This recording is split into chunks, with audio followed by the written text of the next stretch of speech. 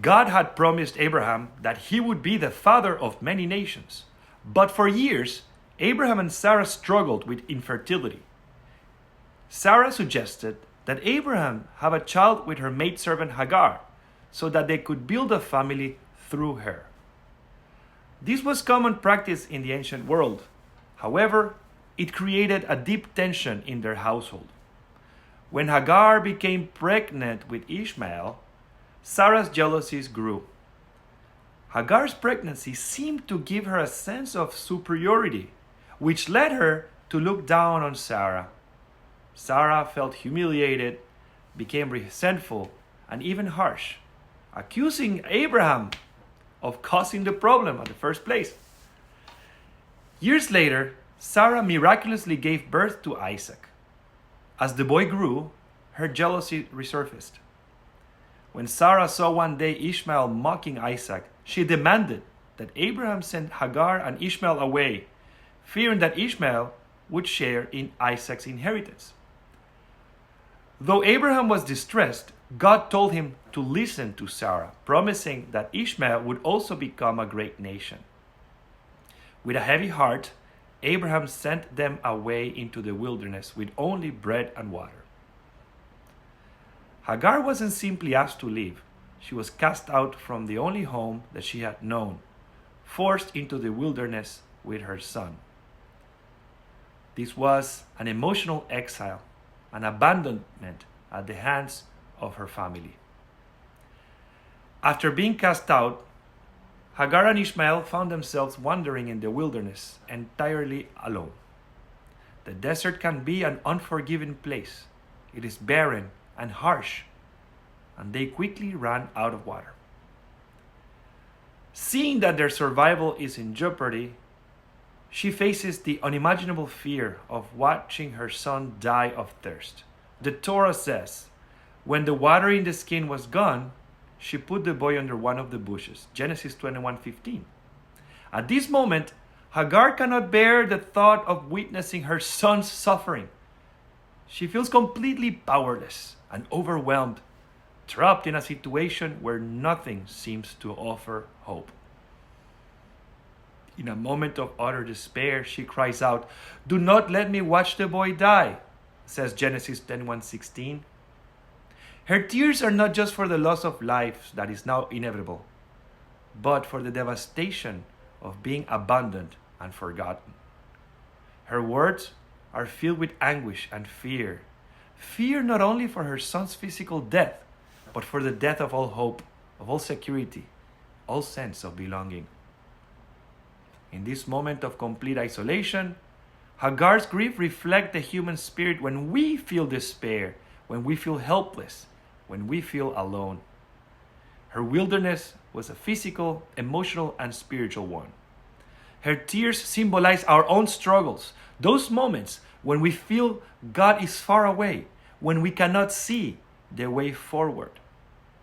It is in the very depths of Hagar's sorrows that God speaks to her. "What is the matter, Hagar? Do not be afraid.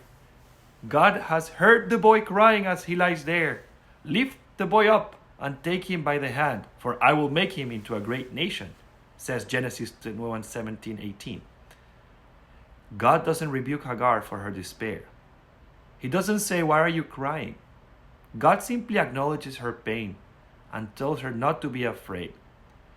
God is always present, especially when we feel most vulnerable. God sees us in our distress and calls us out, even when we are too consumed with fear to recognize God's presence. Then, in a miraculous moment, it says, God opened her eyes and she saw a well of water. Genesis 21:19. This well had been there all along, right before her eyes. But in her emotional blindness, Hagar could not see it. In our own lives, when we are overwhelmed by fear, grief, and pain, it is often difficult to see the solutions or blessings that are right in front of us. Hagar's story teaches us that God's provision is not always absent in our times of trial. They are often hidden, waiting to be revealed when we cry out and are open to God's guidance. It is also a reminder that even when we feel abandoned, God is present, working behind the scenes, providing what we need. There's a midrash that deepens this insight. It says that the well which God opened for Hagar was not a new creation. It was, in fact, the same well that had been dug by Abraham, but it had been hidden beneath the sand. God allowed Hagar's eye to be opened at just the right moment, revealing the well that had always been there.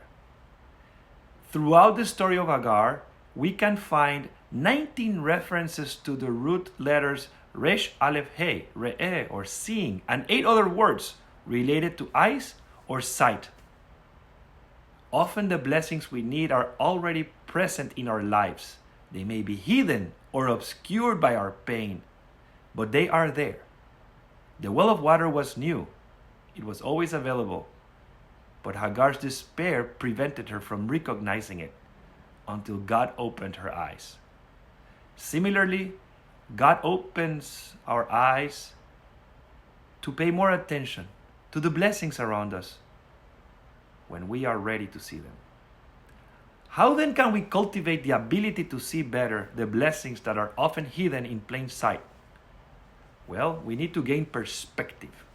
When we are in the midst of suffering, it is easy to focus solely on our pain. But just as Hagar needed God's intervention to open her eyes, we can pray for God to help us see beyond our immediate circumstances. We can practice the spiritual discipline of gratitude, which is fostered through prayer. Gratitude helps us focus not on what is lacking, but on what is present. Even in moments of sorrow, there is always something to thank God for: our breath, our health, the people around us. Another key is community, kehilah. Sometimes when we cannot see the way forward, it is others, friends, family, or the faith community who can point us to the blessings that God has placed before us. Just as Hagar received God's direct intervention, we too can be instrument of God's provision in each other's lives. A kind word, a listening ear, or a reminder of God's faithfulness can help open the eyes of someone in their times of need. Hagar's story teaches us to trust God even when we can't see the way forward. It's in moments when everything seems hopeless that God can bring new life and a new vision. We can't always change our circumstances, but we can choose how to respond to them.